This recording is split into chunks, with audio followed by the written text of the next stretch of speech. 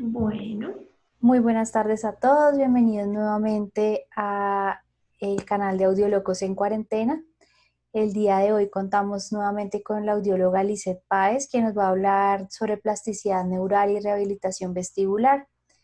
Les recuerdo a todos que el video va a quedar en el canal de YouTube de Audiólogos en Cuarentena y que las preguntas las podemos ir realizando a través del chat y a medida que se vaya desarrollando la conferencia, vamos a irla respondiendo. Entonces los dejo con Lisset y nuevamente muchas gracias por acompañarnos. bueno, muy buenas tardes para todos. Espero que tengan una muy buena semana. Y bueno, vamos a empezar con este tema, que es un de menos manejo por muchos de los audiólogos. Entonces, quiero darles pautas muy principales para tener en cuenta en este proceso de rehabilitación vestibular.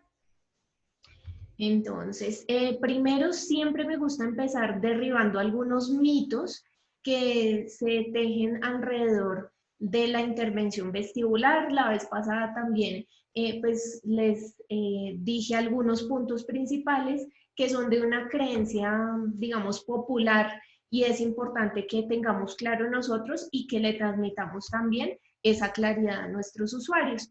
Entonces, el primer punto a tener en cuenta es que hay gente que dice que lo más importante de la rehabilitación son los ejercicios. Y pues de hecho yo dicto clase en la especialización y siempre es como cuando vamos a ver los ejercicios, es que yo quiero aprender los ejercicios y realmente los ejercicios son algo secundario, ya vamos a ver por qué. Los ejercicios, digamos que es algo que se va ajustando a las necesidades de cada paciente. Eso no es una receta que siempre son los mismos, que siempre se hacen así. Entonces, digamos que lo más importante no son los ejercicios.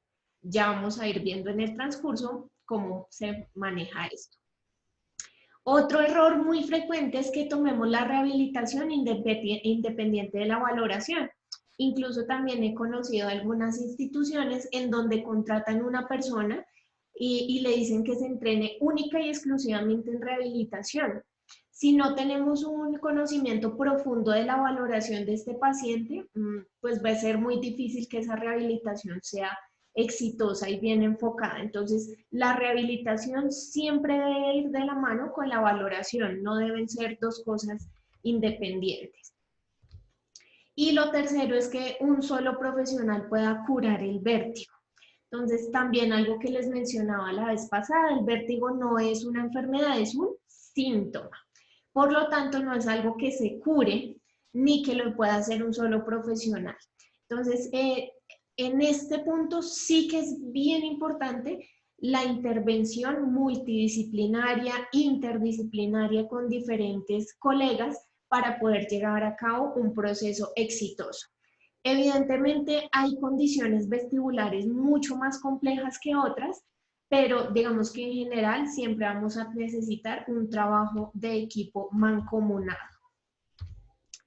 Ahora bien, el sistema vestibular, eh, ¿por qué hace parte del quehacer del fonoaudiólogo? ¿O por qué un audiólogo tendría que ser una intervención del sistema del equilibrio? Si eso parece muy correspondiente al área de fisioterapia, a la parte de mantenimiento de la postura.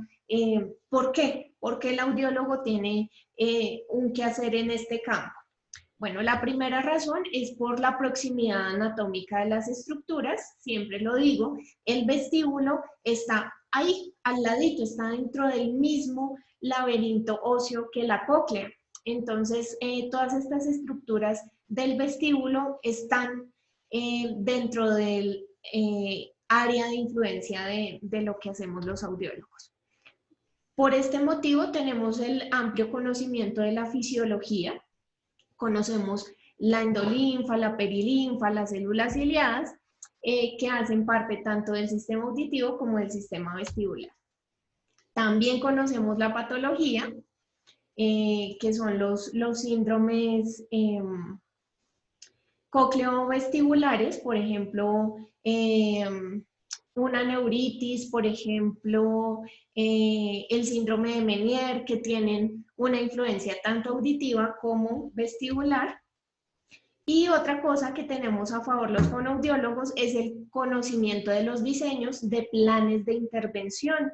Dentro de nuestra formación académica como fonoaudiólogos, aprendemos cómo diseñar un plan de intervención, los objetivos, la medición de los resultados, la práctica basada en la evidencia.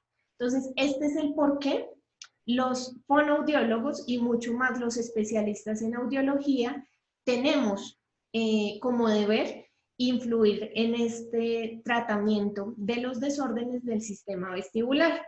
Pero hay otras cosas que debemos fortalecer en nuestra formación y que de pronto sí están un poquito menos desarrolladas. ¿Qué son esas cosas? Primero, los fundamentos de la neurorehabilitación. Segundo, los mecanismos de compensación. Y en tercer lugar, la biomecánica. Entonces, estos 3 puntos son fundamentales para llevar a cabo la rehabilitación vestibular. Si yo no tengo claro cómo funciona la plasticidad neural, es decir, la neurorehabilitación, o cómo llevar a cabo esa plasticidad con ciertos apoyos terapéuticos, que son los mecanismos de compensación, o cómo las estructuras del vestíbulo tienen cierta movilidad con respecto a la velocidad y la aceleración, pues me va a ser mucho más difícil ejecutar las estrategias de rehabilitación. Entonces, por eso voy a mi primer punto. ¿Lo más importante son los ejercicios? No. Lo más importante es saber estos fundamentos de la plasticidad neural, de los mecanismos y de la biomecánica para llevar a cabo las acciones que van a mejorar el equilibrio de mi paciente. Bueno, recordemos que los vértigos se dividen en 2 grandes categorías, periféricos y centrales. Entonces, es necesario que tengamos también un conocimiento muy profundo de cómo funciona el sistema vestibular central. El periférico lo hemos visto todo el tiempo, los 3 canales semicirculares, áculo y utrículo. Pero en nuestra formación, desafortunadamente, tenemos un poco de falencia en este funcionamiento del sistema vestibular central. En este caso sí es muy de estudio personal, muy de llevar a cabo como de forma autodidacta el aprendizaje de estas estructuras y su funcionamiento. ¿Listo? Entonces, esto sí es pues como más una indicación para que hagamos un poco repaso de estas estructuras. Bueno, entonces el abordaje de la rehabilitación vestibular va a ser totalmente diferente en los cuadros periféricos que en los cuadros centrales. Y vamos a hablar hoy principalmente de 3 enfoques de esta rehabilitación. El primero y más conocido, que de hecho, por ser el más conocido, va a ser en el que menos énfasis voy a hacer, son las maniobras de liberación y reposicionamiento canalicular, que son única y exclusivamente para el vértigo postural paroxístico benigno. Hoy nos vamos a enfocar más en las estrategias de compensación central para lesiones periféricas, uni o bilaterales, y para las estrategias que nos permiten mantener la calidad de vida del usuario, que estas son utilizadas más en lesiones centrales y en pacientes con riesgo de caída. Entonces, siempre para la intervención vestibular necesitamos unos prerequisitos. Lo mínimo que necesitamos es una evaluación audiológica completa, como lo dije yo la vez pasada, como ha hecho énfasis Joana Ángel también en sus ponencias, siempre la evaluación audiológica completa. Sin audiometría, yo no sé a qué me estoy enfrentando. Entonces, por lo menos una evaluación audiológica. Segundo, el consentimiento informado, supremamente importante, además porque aquí estoy con pacientes que pueden tener un riesgo de caída. Entonces, si no tengo el consentimiento informado, puedo llegar a tener alguna complicación en el procedimiento y pues se puede ir a un tema bastante delicado. Entonces, siempre informarle al paciente por escrito y pues verbalmente de todo lo que se va a realizar y las precauciones que vamos a tomar durante la intervención. Y en tercer lugar, una medida inicial que puede ser mediante un examen o lo más sencillo, mediante el cuestionario que también lo mencioné la vez pasada. Bueno, entonces, como es una sesión de rehabilitación vestibular, quien nunca la haya realizado, la vamos a dividir en tres grandes fases. Entonces, en un primer momento, siempre vamos a explicarle al usuario los objetivos de la intervención. ¿Listo? Entonces, ¿qué vamos a hacer el día de hoy y para qué? En un segundo momento, ahí sí vamos a ejecutar los famosos ejercicios. Y en un tercer momento, siempre vamos a dejar el plan casero, las recomendaciones para que el usuario continúe con la ejecución del tratamiento en su hogar. Listo. Entonces, les dije que voy a hablar muy poquitico de esto, las maniobras de liberación y reposicionamiento. De verdad que lo encontramos en absolutamente todos los libros. En YouTube hay 1 millón de videos al respecto. Entonces, creo que por eso solamente pues voy a hablar un poquitico de esto. Entonces, estas maniobras corresponden al movimiento biomecánico de las partículas otolíticas. Los otolitos siempre deben encontrarse en el sáculo y en el utrículo, pero por diferentes factores como traumas craneoencefálicos, de deficiencias de calcio, de vitamina D, a veces se desplazan hacia los canales semicirculares, como lo estamos viendo aquí en esta imagen, en donde se iluminan los canales de color amarillo. Generalmente se desplazan hacia estos dos. Y bueno, esas partículas lo que van a hacer es desplazarse a lo largo del canal o incluso llegar hasta la cúpula, causando la sensación vertiginosa al paciente. Aquí lo estamos viendo en el plano vertical, pero también puede suceder en el plano horizontal. Entonces, las maniobras lo que deben hacer es reubicar estas partículas de calcio que están en el canal y devolverlas a su lugar original en el utrículo. Bueno, ahora sí vamos a hablar de lo que nos trae a esta conferencia el día de hoy, que son las estrategias de compensación. Entonces, para hablar de las estrategias de compensación, vamos a hacer énfasis en los núcleos cocleares. Tenemos 4 núcleos cocleares derechos, 4 núcleos cocleares izquierdos. Los núcleos cocleares reciben la información de los órganos sensoriales, es decir, de los canales semicirculares, utrículo y sáculo.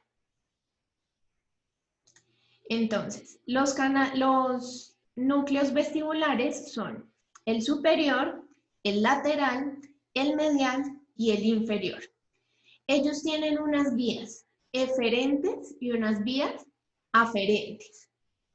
Y de igual manera tienen unas vías ascendentes que se van a trasladar especialmente por esta estructura que se llama el flóculo lateral medial. Aquí dice fibras ascendentes y también tiene unas fibras descendentes. Las fibras ascendentes se van a comunicar con este, ¿qué dice acá? El complejo oculomotor, es decir, con los movimientos de nuestros ojos. Mientras que las fibras descendentes se van a comunicar con esta parte que se llama el tracto vestíbulo-espinal. Entonces, todas las fibras que vayan hacia arriba van hacia los movimientos de nuestros ojos, mientras que las fibras que van hacia abajo van hacia la parte espinal de la columna dorsal de la médula espinal como tal. ¿Listo? Eso es importante que lo tengamos muy claro. Entonces, ¿qué sucede con la compensación vestibular? Que es una propiedad ya del sistema.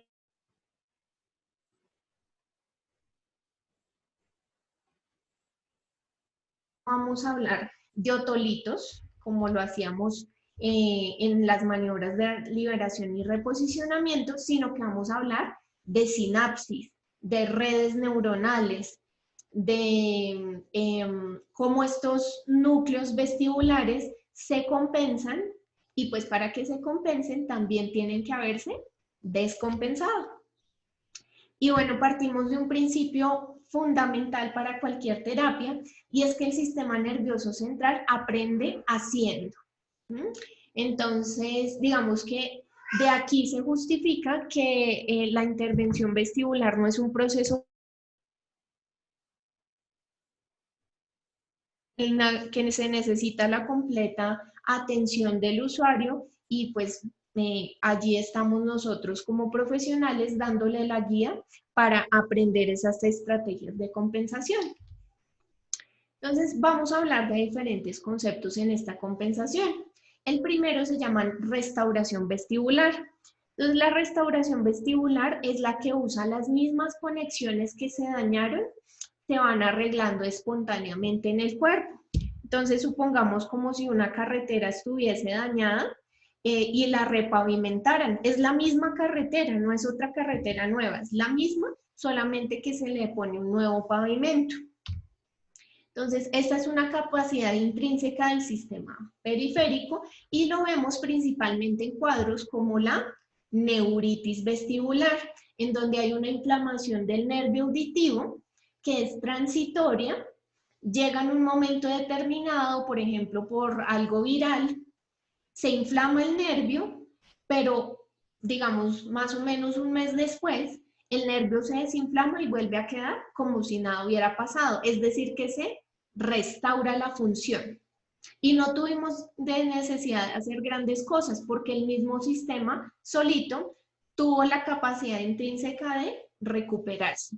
A esto se refiere la restauración vestibular, y aquí pues realmente el audiólogo no tiene que hacer mucho.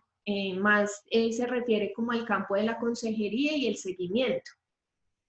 Pero ¿qué pasa cuando el sistema no se recupera por sí solo?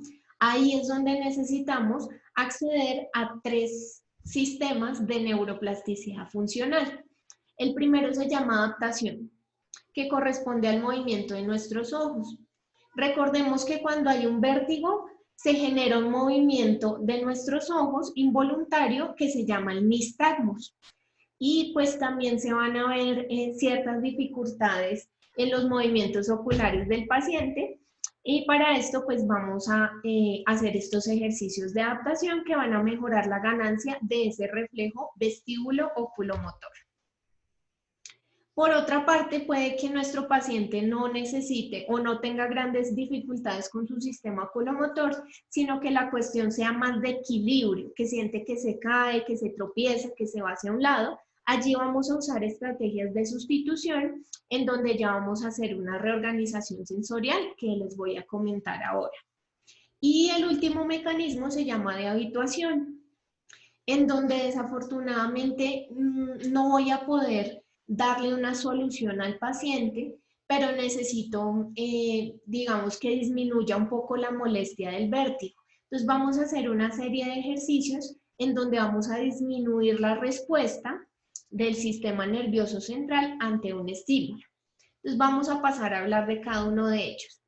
Aquí vemos un paciente normal, en donde sus 2 laberintos, derecho e izquierdo, envían señales a través del ganglio de Scarpa a los famosos núcleos vestibulares que les comentaba ahorita.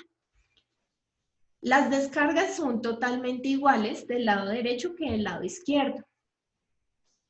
Pero ¿qué pasa? A este paciente le hicieron en su laberinto derecho, por cierta condición, una laberintectomía.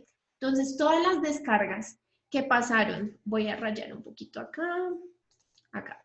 Todas estas descargas que provenían de este lado ya no están, porque se interrumpió el flujo de energía por una cirugía, en este caso una laberintectomía. Entonces, ¿qué señales están llegando al núcleo vestibular? Ninguna señal. Es como si se hubiera roto el cablecito que llevaba la información. Mediante los ejercicios de adaptación vestibular, nuestra idea es que a pesar de que esta partecita del ganglio de Scarpa y del vestíbulo estén dañados, se reintegre la funcionalidad de los núcleos vestibulares para que las descargas vuelvan a ser iguales y las personas vuelvan a tener su equilibrio como lo tenían antes de tener, por ejemplo, este evento de la laberintectomía. Entonces, esta adaptación vestibular se usa especialmente en pacientes que tienen lesión vestibular unilateral, es decir, de un solo ladito. Entonces, ¿cuáles son las estrategias de adaptación? Recordemos que es aumentar la ganancia del borde del reflejo vestíbulo oculomotor. Entonces, vamos a utilizar mucho esto. Movimientos de los ojos y movimientos de la cabeza.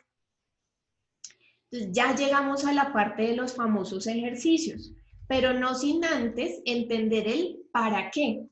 Imagínense que yo hubiera empezado esta conferencia. Listo, vamos a empezar con los ejercicios de adaptación vestibular. Muevo la cabeza 20 veces de lado a lado mirando un objetivo.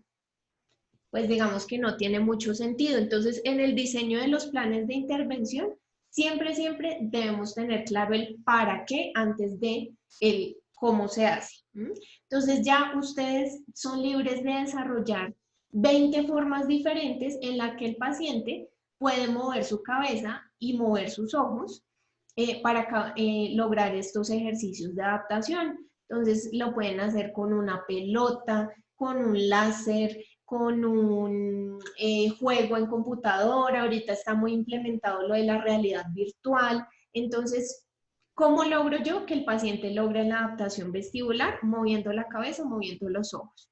¿En qué casos? En lesiones unilaterales.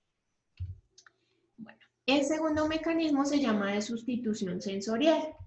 Entonces, aquí voy a traer también algo que vimos la vez pasada, y es que nuestro sistema del equilibrio va guiado por 3 sistemas: el visual, el vestibular y el propioceptivo.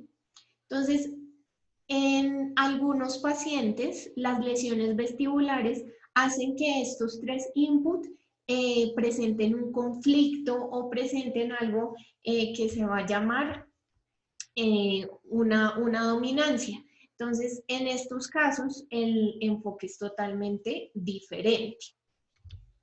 Entonces, volvemos a hablar de los famosos núcleos vestibulares. Entonces, los núcleos vestibulares tienen 3, digamos, funciones en especial, que es la estimación del movimiento, avisarle a mi cerebro hacia dónde me estoy moviendo, la estabilización de la mirada y el control de la postura.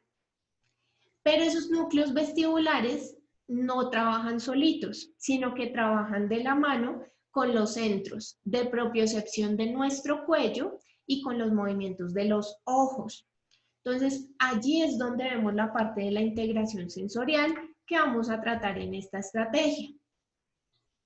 Entonces, ¿cuál es el objetivo de la sustitución vestibular? Rebalancear estos núcleos vestibulares. Entonces, aquí es muy importante que tengamos en cuenta cómo se evalúa la dependencia visual, la dependencia somatosensorial, y para eso, pues, digamos que los invito a ver la conferencia pasada, porque eso lo vimos allá con una prueba que se llama el SOT, ¿listo? Que es el test de organización sensorial. Entonces, digamos que para no repetirlo, los invito a que cuando terminen si de pronto no estuvieron o se les olvida un poquito, se devuelvan a ver esa partecita. Bueno, entonces cuando el paciente depende mucho de sus ojos, es el típico paciente que en el día funciona bien, pero en la noche es muy incompetente. No se puede levantar al baño en la noche, se tropieza con todo. Cuando lo ponemos a hacer la prueba con los ojos cerrados, inmediatamente se cae. Entonces, a estos pacientes de dependencia visual necesitamos estimularlos con situaciones conflictivas. En este caso vamos a utilizar el estímulo optoquinético, que son estas líneas que pasan rápidamente. Lo vamos a hacer mirar las líneas de pie, sentado, caminando, marchando en el mismo sitio, cada vez haciendo más difícil la tarea para que logre, digamos, superar esa dependencia visual. El otro es el paciente que tiene dependencia somatosensorial, al que le cuesta mucho andar en superficies desiguales. Entonces, es este paciente que se cae subiendo los andenes, es un paciente que va a tener mucho más riesgo de sufrir un accidente. Entonces, con estos pacientes de dependencia somatosensorial, vamos a utilizar superficies, vamos a utilizar tapetes, vamos a utilizar colchonetas, almohadones. Entonces, la idea es que este paciente pues logre mantener un poco más su centro de gravedad. Si quieren aprender un poquito más de esto del centro de gravedad, ahí sí tendríamos que hablar de posturografía. Entonces, si me siguen en mis redes de Audiología Sin Fronteras, allí tengo un poco más de información de posturografía. Bueno, entonces, ¿en qué casos utilizamos la sustitución? Cuando hay lesiones bilaterales. Entonces, ojo a eso que ya va un tipcito. La adaptación es cuando la lesión es unilateral. La sustitución es cuando ya la señal es, cuando la lesión es bilateral. ¿Listo? Entonces, ahí ya tienen más o menos una guía general de cuándo usar adaptación y cuándo usar sustitución. Cuando digamos que ya el paciente está muy avanzado, que no se logra mejoría, vamos a tener que trabajar señales extravestibulares. Entonces, una que existe, digamos, en el mercado y que ha tenido mucha aceptación es el feedback vibrotáctil. Entonces, miren que aquí ya no estoy hablando de mover los ojos, de mover la cabeza, sino de un aparato que le muestra al paciente mediante vibraciones cómo funciona el sistema vestibular y le muestra a sus núcleos vestibulares otra forma de ubicarse con respecto al ambiente. Y algo que creíamos que era un sueño, pero que ya existe en la vida real y que, bueno, no sé, espero más pronto que temprano llegue a nuestro país, que es el implante vestibular. Hasta el momento conocemos muy bien ya el implante coclear, pero pues existe ya en el mercado el implante vestibular, que es para estos pacientes que tienen lesiones vestibulares bilaterales. Se programa tal cual como un implante coclear. Aquí vemos que tiene un estimulador y que tiene pues unos electrodos que van a ir ubicados en los canales semicirculares, 1, 2 y 3 electrodos hacia los canales semicirculares y pues uno que va hacia la cóclea. Bueno, entonces les dije que había 3 mecanismos: adaptación, sustitución y habituación. Ahora vamos a hablar de la habituación.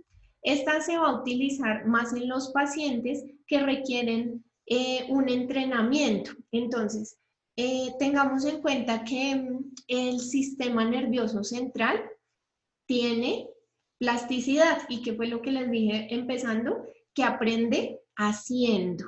Entonces, la habituación corresponde al ejercicio repetitivo, repetitivo, repetitivo que hacemos del sistema vestibular para que vaya perdiendo sensibilidad, para que cada vez responda menos. Entonces, es algo muy parecido al concepto que tenemos del tinnitus, ¿cierto? No es que le vaya a quitar el tinnitus, sino que usted se va a acostumbrar a él hasta el momento que llegue a ignorarlo. Entonces, en eso consiste la habituación vestibular. No es que le vaya a quitar el vértigo, sino que vamos a acostumbrar el sistema hasta que ya no lo sienta.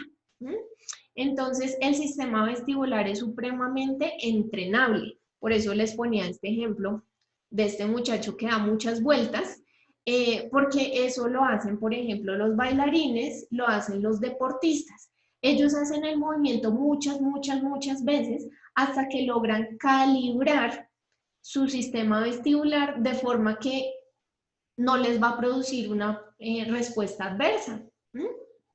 Entonces, supongamos que este muchacho se detiene, o aquí la chica que está en el patinaje se detiene. Ellos no terminan y se caen al suelo, ¿no? Ellos terminan normal, como si nada, pero es cuestión de entrenamiento. Entonces, esto lo usamos en los vértigos centrales y en ciertos pacientes que tienen riesgo de caída por la edad, para que cada vez, pues, digamos que su respuesta ante el vértigo sea menos molesta. Entonces, aquí no es que vayamos a quitar el vértigo, pero sí le vamos a ayudar al paciente a tener una mejor calidad de vida. Entonces, repasando, la adaptación nos va a ayudar a que los pacientes con una lesión vestibular unilateral se mejoren, o incluso pueden llegar a tener una recuperación total. La sustitución la voy a usar en pacientes con lesiones vestibulares bilaterales y también pueden llegar a tener una recuperación total, pero o incluso en algunos casos pues pueden llegar a necesitar una ayuda extra como el implante vestibular. Mientras que la habituación pues es algo más como para mantener calidad de vida, pero pues puede que no logre una recuperación total. Y otros, digamos, profesionales que utilizan mucho este eh, mecanismo de habituación y en los que se ha desarrollado mucha investigación al respecto es en los astronautas, porque ellos al andar en un ambiente sin gravedad, pues van a tener menos señales somatosensoriales para su sistema del equilibrio y pues van a ser susceptibles de desarrollar ciertos desórdenes. Entonces, de hecho, hay en internet disponibles entrenamientos para astronautas y son puros ejercicios vestibulares de lo que yo les acabo de hablar, de sustitución y especialmente de habituación. Bueno, y por último les quiero hablar del principio Hebbiano. Esto parece aquí una frase súper compleja, pero es muy sencilla. Entonces, cuando yo estimulo una célula A en el sistema nervioso central y hay otra célula cerquita a la que vamos a llamar la célula B, entonces, por el hecho yo de estimular repetitivamente, miren lo que dice aquí, repetitiva y persistentemente la célula A, por efecto en cadena, la célula B también va a presentar un cambio. Y asimismo la célula C, la célula D. Entonces, de esto se trata la plasticidad neural, que cuando yo hago la activación de una célula en el sistema nervioso central, las otras células que están cerquita también van a tener cierto cambio. ¿Por qué les menciono esto? Porque recuerden que los núcleos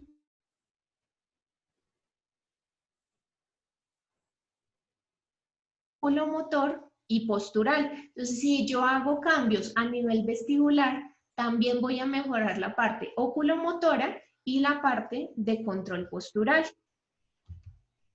Y pues tenemos otras teorías que nos hablan de la estrategia distributiva, que es hacer simultáneamente las tareas vestibulares con tareas cognitivas.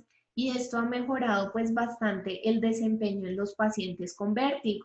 Entonces, aquí es donde yo les digo que tenemos 1.000.000 de posibilidades para desarrollar los ejercicios vestibulares, no solo los que están en el libro de mire arriba, mire abajo, mire a la derecha, mire a la izquierda, sino que puedo desarrollar, por ejemplo, planes que incluyan colores, que incluyan números, que incluyan tareas de lectura, todo lo que implica el sistema cognitivo y que va a tener un impacto directo también en el sistema vestibular.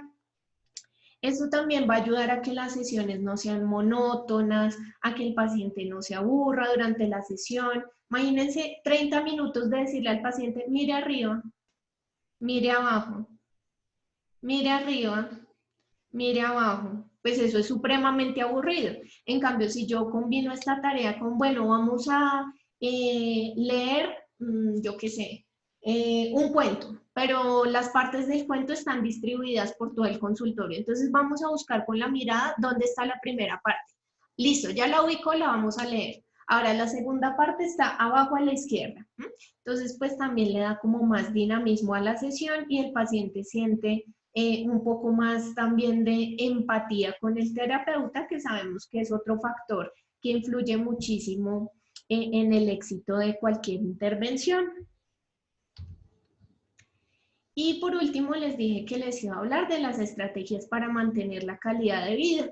Y aquí algo que yo tengo en mi mente hace mucho tiempo y que siempre lo menciono, y es que si hacemos programas de prevención y promoción para evitar la pérdida auditiva, ¿cierto? Eso lo hemos hecho toda la vida, que no exponerse a ruido, que el uso de los protectores auditivos, eso ya no lo sabemos todos de memoria. ¿Y dónde están los programas de PIP para los desórdenes vestibulares? ¿Se pueden hacer? Yo creo que sí se pueden hacer. Entonces, una de las grandes dificultades que tienen los adultos mayores que les lleva a tener accidentes es el riesgo de caída. Incluso hay cifras en Estados Unidos que muestran que el 9% de las personas mayores de 60 años que llegan a tener una caída incluso pueden morir. Entonces, es importante que evitemos esas caídas en los adultos mayores. Uno de nosotros se cae, el vehículo se levanta y ya. Pero si un adulto mayor se cae, puede fracturarse la cadera, puede fracturarse el fémur o, como les mencioné, puede incluso hasta llegar a morir. Entonces, los planes de prevención y promoción son todas estas series de ejercicios, de explicaciones, de educación a la comunidad, en donde les demostramos cómo pueden fortalecer su sistema vestibular y evitar precisamente este riesgo de caída. Y aquí voy a hablar un poquito de la intervención interdisciplinaria. Entonces, aquí trabajamos muy de la mano con los fisioterapeutas, quienes son los que van a intervenir toda la parte osteomuscular, ¿cierto? De estos adultos mayores para que, por ejemplo, puedan tener una buena estrategia de cadera, una buena estrategia de paso y pues no tengan tan alto este riesgo de caída. Y de igual manera, los compañeros terapeutas ocupacionales son expertos en desarrollar modificaciones ambientales en la casa, por ejemplo, de estos adultos mayores, para que logren desarrollar sus actividades cotidianas sin sufrir este riesgo de caída. Entonces, digamos que uno pensaría como audiólogo, no, el paciente es mío y yo no lo suelto y no lo dejo ir. No. Entonces, muchas veces necesitamos tanto del fisioterapeuta para fortalecer la parte osteomuscular como del terapeuta ocupacional para que el usuario pueda desempeñarse sin restricciones en su vida diaria. Listo, esto era lo que tenía para decirles el día de hoy. Espero que les haya contribuido. La verdad que es un tema supremamente amplio, muy amplio, en el que realmente nos gustaría hacer hasta una especialización solamente de intervención vestibular. O sea, de verdad que lo que les acabo de decir es un abrebocas muy pequeñito de todo lo que hay que estudiar en esta área. Entonces, bueno, espero que les haya quedado el mensaje. Tenemos que seguir estudiando, tenemos que seguir concentrándonos en especial en estos punticos que les dejaba aquí al principio. Y bueno, espero que nos sigamos encontrando en estos escenarios académicos. Como les digo, tenemos proyectos de desarrollar pues formación más a profundidad en esta área desde la academia. Muchas gracias, Liz. Aquí tengo algunas preguntas, entonces te las voy a transmitir. Están preguntando si debe haber una intervención de fisioterapia. Sí, sí, entonces como les decía, la parte osteomuscular corresponde totalmente al quehacer del fisioterapeuta, entonces pues realmente sí, incluso el otro día estaba leyendo, espérame si no me falla la memoria, las guías de la Asociación Británica de Audiología, en donde ellos mencionan que ante cualquier lesión cervical, siempre debe pasar primero por el fisio antes de transmitirse al audiólogo. Ok. Bueno, aquí dicen, ¿es bueno manejar el vértigo con los medicamentos? Muchos médicos lo manejan con fármacos y me han llegado a consulta pacientes que el fármaco les altera más el vértigo. Sí, desafortunadamente, sí, digamos que esa es una tendencia, además porque por nuestra cultura como occidental, el paciente quiere todo ya. Entonces, digamos que la terapia es un proceso lento, de paciencia, y lo que le quita el vértigo ya, pues es tomarse 2 pasticas de algo. Entonces, digamos que sí, eso sí se da mucho en nuestra cultura occidental. No es que sea malo, no es que sea malo, de hecho, esta imagen la estaba buscando porque la encontré en un estudio que habla de la mejoría del sistema vestibular con el consumo de betaístina. Entonces, pues la betahistina es un buen medicamento, solamente que no hay que abusar de él. Entonces, encontramos pacientes de, no, es que yo llevo 9 meses tomando betahistina. No. Entonces, digamos que el medicamento sirve, pero solamente en las dosis en que las receta el doctor, no hay que exceder ese consumo más allá. Yo he visto estudios sobre el manejo del síndrome de Meniere con betahistina donde colocan unas dosis altísimas. Yo no sé si tú los conoces. Sí, sí. Pues es que el problema es ese. Digamos que primero que cada cuadro tiene un control diferente, ¿cierto? Entonces va a ser diferente el tratamiento de un Meniere al tratamiento, por ejemplo, de la neuritis, que era lo que mirábamos ahorita. Eso en primer lugar. Y en segundo lugar, pues digamos que si una cosa es como un choque, que es lo que hacen al poner dosis altas, y otra cosa es mantener la medicación durante, yo qué sé, 2 años, o sea, durante un tiempo muy prolongado. Ok, entiendo. Bueno, aquí dice que cuando usan los medicamentos, los ejercicios de rehabilitación vestibular ya no funcionan por la carga farmacológica. Sí, sí, porque va a deprimir el sistema. Pero pues volvemos al tema, o sea, si de pronto el paciente se los toma un mes, lo suspende y va a la sesión de rehabilitación, bueno, es un escenario diferente. Así un paciente dura, volvemos al tema, 8 o 9 meses, tome y tome y tome el mismo medicamento, pues ya digamos que el sistema llega incluso como a degradarse bajo esas condiciones. No, y hay pacientes a los que los medicamentos definitivamente no les hacen nada. Ah, Personas que se toman sus betaistinas, hay el otro, Verum. el Verum, eso. Sí, Hay uno naturista que se llama Vertigogel. Yo no sé si a ti te ha llegado pacientes que toman Vertigogel, que sí, es algo naturista. sí, ese es súper famoso y además que gusta mucho, precisamente por eso, porque es naturista. Entonces los pacientes que toman 30 medicamentos para la atención, para la tiroides, para la diabetes, dicen, bueno, como este es natural, entonces se lo toman hasta el uso y el abuso. Así es. Y hay mucha gente que definitivamente una pastilla no les hace nada. Ujú. Bueno, dicen que cómo te siguen en redes sociales. Ah, bueno, búsquenme como Audiología Sin Fronteras, ahí estoy en todas las redes, había así pura vera. Ok, dicen también que a veces desafortunadamente solo remiten a fisioterapia. Ujú. Entonces ahí es donde viene el trabajo en equipo. Yo, por ejemplo, he contactado colegas fisioterapeutas y nos hacemos remisión y contrarremisión, pero pues digamos que no es un trabajo nada fácil, es bien complejo, pero se puede lograr.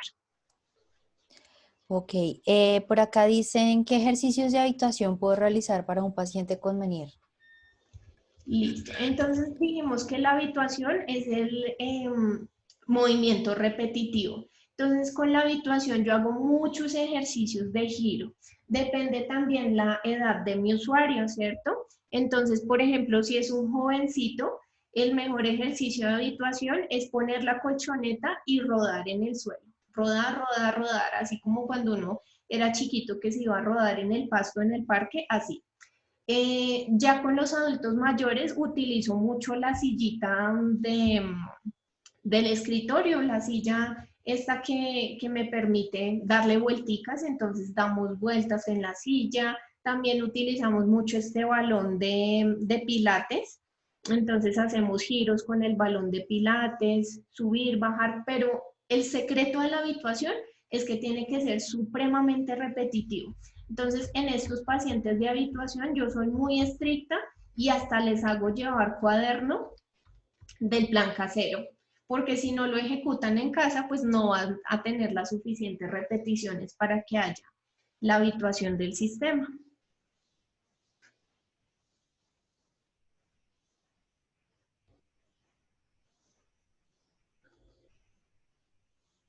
Hola,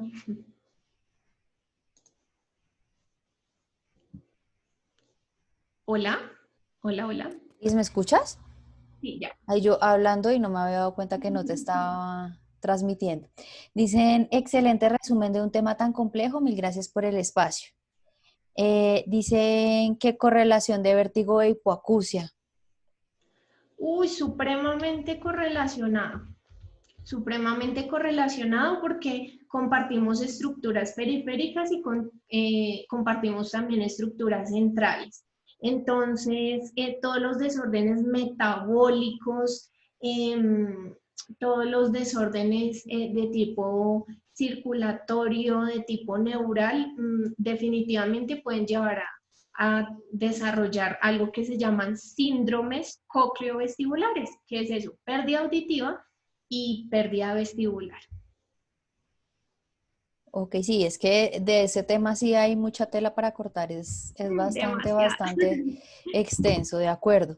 Dice que muchas veces manejan el vértigo con mareol o con pasedol, Dramamine. Sí, sí, exacto. Bueno, hay algo bien importante, esperen a ver si lo vuelvo a poner eso. Y es que los núcleos vestibulares están pegaditos, pegaditos, o sea, ustedes no se imaginan, están casi que vecinos del centro del vómito. O sea, literal se llama el centro del vómito. Entonces, digamos que lo que van a hacer esos medicamentos es inhibir un poco esa respuesta vegetativa que es tan supremamente incómoda para el paciente. Y pues desafortunadamente sí dependemos de ese tipo de medicación para disminuir esa respuesta tan incómoda como lo es las náuseas. Ok, por aquí dicen, por ahorrar costos, solo remiten al fisio. ¿En qué influye esto en la recuperación del paciente? Bueno, como todo, hay fisioterapeutas con mayor o menor formación en el tratamiento de los desórdenes vestibulares. Entonces, tengo un colega muy querido, por ejemplo, que él es fisioterapeuta neurorehabilitador. Entonces, él se dedica solamente a hacer intervención del vértigo y lo hace de una manera espectacular. Pero pues hay fisioterapeutas que desafortunadamente y también pues por nuestro sistema de salud solamente les hacen estiramiento del cuello. Entonces, realmente, pues, como les decía, es un tema de visibilización y pues de que podamos tener, yo creo que una conversación como intergremial para poder fortalecer esa parte de hacer remisión y contrarremisión. La importancia del trabajo en equipo que nos hace tanta falta aquí. Exactamente. Bueno, por aquí dicen que la base del vértigo gel es alcohol al 30%, que es como tomarse un tequila. Ok, pues mejor, mejor los ponemos a tomar tequila a los pacientes que tomar Sí, vértigo gel. es un placebo, pero maravilloso. No, y es que a la gente le encanta, o sea, por el hecho de que digan que es naturista, de verdad que a la gente le encanta el vértigo. Sí, sí, sí. Ahora está muy de moda toda la línea de productos naturales para todo, entonces es por eso que los pacientes les llama más la atención. Bueno, Sí. por acá dice, en tema de prevención de caídas en adultos mayores, ¿qué rol cumple el audiólogo? Bueno, en Colombia es un tema bastante virgen, por decirlo así, pero pues en otros países donde el sistema de salud funciona diferente, lo hacen a modo de prevención y promoción. Entonces, digamos que cuando los pacientes asisten a sus controles, no sé, por dar un ejemplo, al control de la hipertensión, entonces les dicen, bueno, por favor pase a la evaluación de riesgo de caída, porque se ha notado que, como les decía, el riesgo de caída puede tener implicaciones muy grandes en la salud de las personas, lo cual a largo plazo pues incrementa los costos del sistema de salud. Entonces, por darles así un ejemplo chiquitico, ¿qué le cuesta más al sistema de salud? Hacer un tamizaje vestibular que cueste, no sé, 70.000 pesos o una cirugía de reemplazo de cadera, que cuántos millones puede costar. Entonces, más como desde esa perspectiva de prevención y promoción. Ok, por aquí me están diciendo que ¿cuál es la relación entre el vértigo e hiperacusia? Uy, bueno, yo pensaría que es prácticamente la misma que entre vértigo e hipoacusia. Por la cercanía de las estructuras, entonces, digamos que todas las redes neuronales que puedan influir en este desorden de hiperacusia también pueden estar influenciando un desorden vestibular. De hecho, hay algo que conocemos como hiperreflexia. Entonces, la hiperreflexia la vemos mucho cuando hacemos la prueba calórica, que cuando le aplicamos el agua caliente o fría al paciente, es normal que tenga un nistagmo. Pero hay pacientes que se ponen súper mal y vomitan y se desmayan y se les baja la tensión. Entonces eso es una hiperreflexia. Entonces es como bajo ese mismo concepto de la hiperacusia, un desorden en el que el sistema es exageradamente sensible al estímulo, en este caso al estímulo vestibular. Bueno, también me están preguntando si en el caso de neuritis vestibular esta afección puede afectar el equilibrio pero conservar la audición. Totalmente. De hecho, esa es la característica de la neuritis. La única diferencia entre neuritis y laberintitis en la exploración clínica es que la laberintitis tiene pérdida auditiva, la neuritis no. Ok, creo que no hay más preguntas por aquí. No sé si alguien tenga alguna otra cosa que decir. Para todos los que nos están preguntando sobre la grabación de la charla, les cuento que la charla queda en el canal de YouTube de Audiólogos en Cuarentena. Yo les coloco el link ahorita en el grupo, apenas ya termine de subirlo. Nadie más ha preguntado nada, listo, todo el mundo dice que muchas gracias. No sé si Bueno, tengas alguna otra cosa que agregar. no. Que tengan una buena tarde. Muchas gracias por estar acá, por sacar de su tiempo para escucharme y que espero que hayan aprendido. Milis, muchísimas gracias. Siempre bienvenida a nuestro canal y estaremos en contacto para próximas charlas. A todos ustedes, mil gracias por la participación y yo creo que ya nos vemos hasta la próxima semana con algún otro temita. Entonces, que tengan buena tarde todos y muchas gracias. Ay, Liz, que si puedes ampliar el tema de tamiz neonatal. Ah, no, tú te refieres a que planteemos el tema de tamizaje neonatal en el canal, más no que Lisset hable de tamizaje. A ver si me responde la persona que acabo de preguntar. Estaba pensando en eso, si había hecho una charla de eso, pero la hice fue en Panamá. Yo iba a decir, no, acá no tengo ninguna de esas. Liz, que si puedes volver a repetir porque se salen los otolitos de los canales semicirculares. Y A ver. y ella quiere hablar es de tamiz vestibular. Ya lo de tamizaje vestibular. Bueno, ¿por qué se salen los otolitos del utrículo o del sáculo?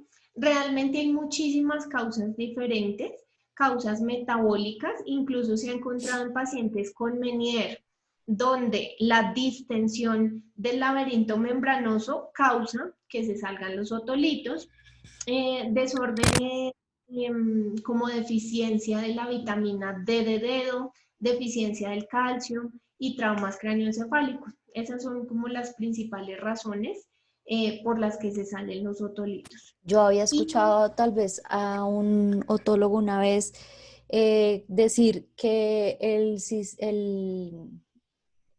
el área donde se encuentran es como una gelatina y que cuando va pasando el tiempo, cuando van pasando los años, esta gelatina se va poniendo más acuosa, que por eso es más frecuente cuando los otolitos se suelten sea más o menos entre los 40 y los 50 años, porque la consistencia de la gelatina donde viven los otolitos se va aflojando y eso hace que los otolitos se suelten. No sé tú qué creas. sí, claro, sí, totalmente, que es la autoconia. Entonces, pues digamos que parte de esa resequedad hace parte de la deficiencia de la vitamina D y también sucede mucho en las mujeres cuando hablamos de el famoso síndrome de Sjögren. Ujú, sí, señora. Ok, o sea que los pacientes con Sjögren pueden tener más frecuentemente vértigo? Sí, sí, si tú indagas en la historia clínica de los pacientes que te llegan con vértigo, una gran mayoría de estas mujeres mayores manifiestan el síndrome de Sjögren. Ok, No he sacado la estadística, pero sí, muchas. ok, ok. Y lo otro que estaban preguntando era sobre el tamizaje vestibular, Liz. Y, pero ¿cómo hacemos? Pues no sé si ya vieron el de la vez pasada, porque pues realmente allí fue Ajá, hablamos del tema. donde hablamos, sí, muy específicamente de cómo hacer el tamizaje del BOR y del BER. Entonces yo los invitaría más a que hagamos un repasito del de la vez pasada. Ok, entonces vuelvo y les repito a todos, incluyendo pues a los que me están preguntando en este momento que dónde queda la charla. Tenemos un canal de YouTube que se llama Audiolocos en Cuarentena.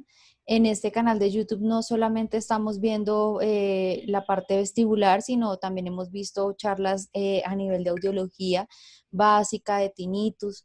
Entonces yo los invito a que ustedes ingresen al canal, así lo encuentran Audiolocos en Cuarentena y ahí van a encontrar las charlas. Y ahí también va a estar la charla que Lizeth hizo la semana pasada, exactamente hace 8 días, también la encuentran en ese perfil para que la puedan mirar. Y los invito a seguir el canal para que cada vez que subamos contenido les llegue la notificación del contenido nuevo que vamos teniendo.